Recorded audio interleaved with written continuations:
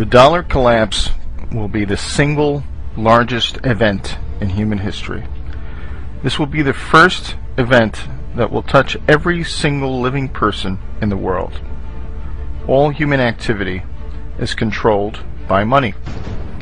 Our wealth, our work, our food, our government, even our relationships are affected by money. No money in human history has had as much reach in both breadth and depth as the dollar. It is the de facto world currency. All other currency collapses will pale in comparison to this big one. All other currency crises have been regional, and there have always been other currencies for people to grasp onto. This collapse will be global, and it will bring down not only the dollar, but all other fiat currencies, as they are fundamentally no different. The collapse of currencies will lead to the collapse of all paper assets. The repercussions to this will have incredible results worldwide. The dollar is the world's reserve currency. It supports the global economy in setting foreign trade, most importantly, the petrodollar trade. This fuels our corporate vampires that acquires and harvests the wealth of the world. The corporate powers suppress real assets like natural resources and labor to provide themselves massive profits. The fascist statists, collectivist model provides the money into the economy to fund an ever-increasing federal government. That government then grows larger and larger, enriching its minions with jobs to control their fellow citizens.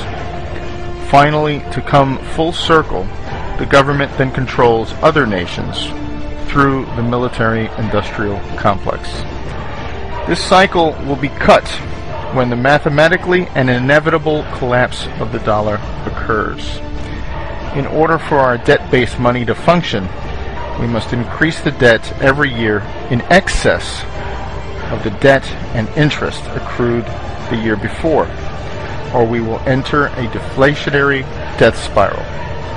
When debt is created, money is created. When the debt is paid off, money is destroyed.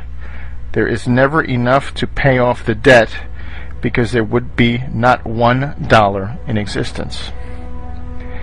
We are at a point where we either default on the debt, willingly or unwillingly, or create more money or debt to keep the cycle moving. The problem is, if you understand anything about compounding interest, we are reaching the hockey stick moment, where the more debt that is incurred, the less effective it is, and this leads us to hyperinflation. There are only two actors needed for this hyperinflation: the lender of last resort, or the Fed, and the spender of last resort, the government. These two can and will blow up the system. I believe they will wait until the next crises and the whiff of deflationary depression before they fire up the printing presses. That crisis is coming very soon, at the end of the summer or fall. The money and emergency measures are worn out. The fact that none of the underlying problems that caused the 2008 crisis have been resolved. The only thing that has happened is that instead of corporate problems, we now have national problems. In this movie, Greece will play a role of Lehman Brothers, and the United States will play the role of AIG. The problem is there is nowhere to kick the can down the road, and there is no world government to absorb the debt yet. So this leads me to the top 5 places not to be when the dollar collapses. Number 1, Israel. This Anglo-American beachhead into the Middle East was first conceived by the most powerful family in the world, the Rothschilds, in 1917. The Balfour Declaration said that there will be a Zionist Israel years before World War II, and the eventual establishment of Israel. Israel has not been a very good neighbor to its Muslim nations, and has always had the two biggest bullies on the block at its back. When the dollar collapses, the United States will have much too much on its plate, both domestically and internationally, to worry about such a non-strategic piece of land. This will leave Israel very weak at a time when tensions will be high. This very thin strip of desert land will not be able to withstand the economic reality of importing its food and fuel, or the political reality of being surrounded by Muslims. Number 2. Southern California. The land of fruits and nuts turns into battlefield Los Angeles. 20 million people packed into an area that has no water, and thus food, is not good, to say the least. Throw on top of the huge wealth disparities and the proximity to a narco state, and this does not bode well. We have seen riots from Rodney King. What will happen when the dollar is destroyed and food and fuel stop coming into this area? People will get desperate and do crazy things, especially when a huge proportion of its citizens are on antidepressants. If food and fuel cannot get in, what about Prozac? At a time when people's worlds are falling apart, they lack the ability to deal with this new paradigm. If people come off these drugs too fast, they will suffer psychotic breaks, and you will have thousands of shootings or suicides. Number 3. England. The land of the Big Brother and former empire of the worldwide slave and drug trade will suffer heavily.